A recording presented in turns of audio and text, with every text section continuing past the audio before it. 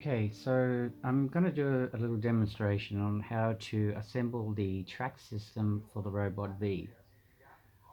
When you get your Robot V and you open up your packets and pull out all your parts, try to separate them. You're going to come across a bag like this. It's going to have all these gears in it. These gears are for both track systems and the waste, the movable waste. Just discard all the waste parts. You don't put it in. It's not the best waste and you'll be struggling just to do the gears on it. So to separate the gears, you're going to need 7 gears for each track system. Number 1 is this gear with the large teeth and the square in the center, just a flat gear. Number 2 is a medium-sized disc with some large teeth with a large tall center bit with some medium teeth.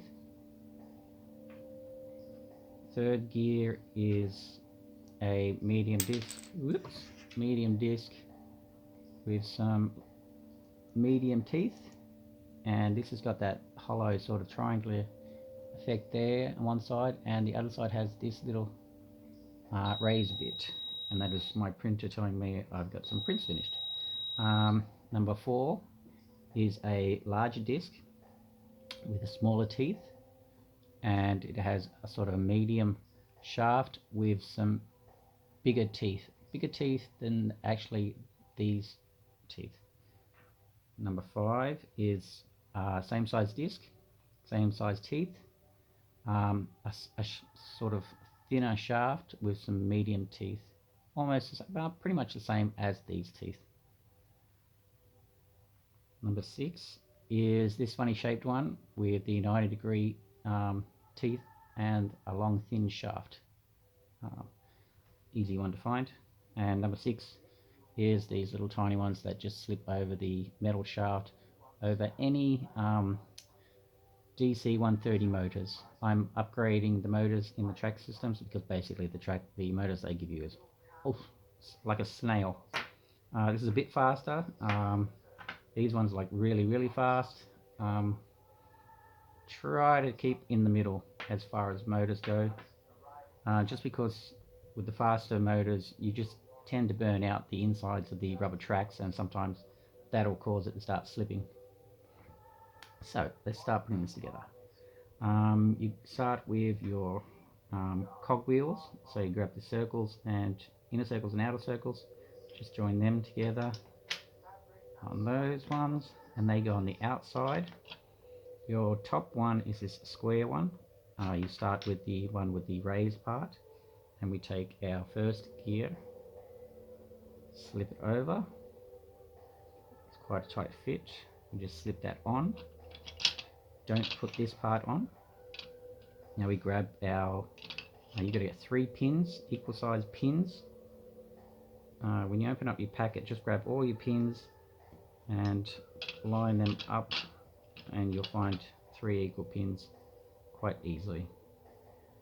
Now you're going to thread one into each of these holes that's coming up.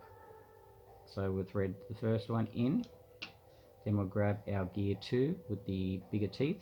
The bigger teeth are going to line up with this teeth, so we'll slip that on. So bigger disc size up. Grab our next pin and our next number 3 gear. This little raised bit we want to put down. So we're going to slip this under that first gear, underneath it, and slip our pin in and line it up with that hole. Then we're going to take another pin and our 4th gear. These teeth here are going to line up with those teeth there. So we'll just thread our pin in and thread it in our hole and just sit that gear down, and you can actually test it and you can see it moving, just to make sure you've got it all right. Now that the 3 pins are in, we take our 5th disc, and this just goes straight over into the middle one, and again we can turn that and everything turns, just to test. Now we take our 6th gear, and that goes over number 4. Oh, actually, no, we put our motor in first. So our motor goes in first. Almost forgot a step there. So our motor goes on first, then our gear 6 goes on. And that's pretty much it. Now we grab our top cog just to lock those gears in place. And that is on. Now we take our cover. Oop. Try not to bash the crap out of it and drop all your gears everywhere. Now we're going to, the hardest bit is lining these 3 pins up, holes, sorry, with these 3 pins, and these holes with those 3 pins. So just try to line it up as best as you can.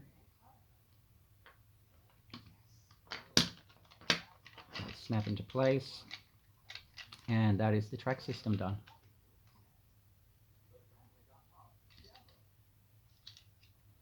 Now what you'll notice, what you can notice is I don't have that pin in place because this is not straight.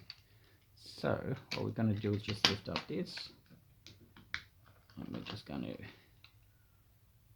pop that metal pin into the hole, and there we go. Now it's straight.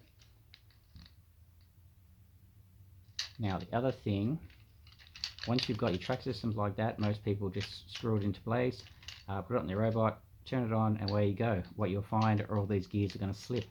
It's basically the manufacturing of this Chinese kit. These gears are very, very sloppy. They move all over the place. So a tip and trick is to start shimming the gears. I've got a block here, just some balsa wood. Actually, no, it's a matchstick. Matchsticks work perfectly because they're perfect size. Just chop a little bit of a matchstick off and glue it on that gear there, and that actually will push this gear, oops, getting the focus, push that gear there onto that gear there is your motor.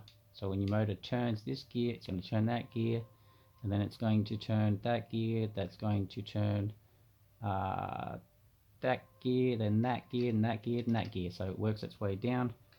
The other one that you want to make sure is shimmed is this one here, because it tends to move over there, and you know, it keeps it quiet as well. So just shim that one, and you can also give the gears some grease, a little bit of grease, not too much because it'll splatter on the actual undersides of the rubber tracks, and that'll cause it to slip too. So there is the Robot V track system put together.